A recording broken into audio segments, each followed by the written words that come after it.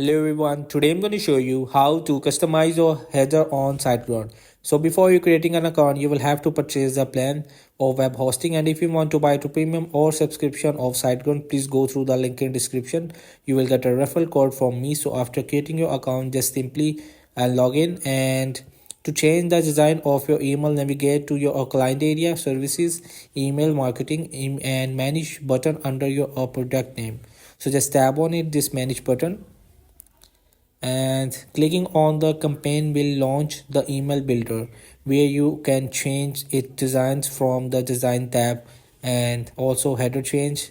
So customize your emails header from the header section of the design tab. You can slide the toggle to select whether you want to header to show in your message.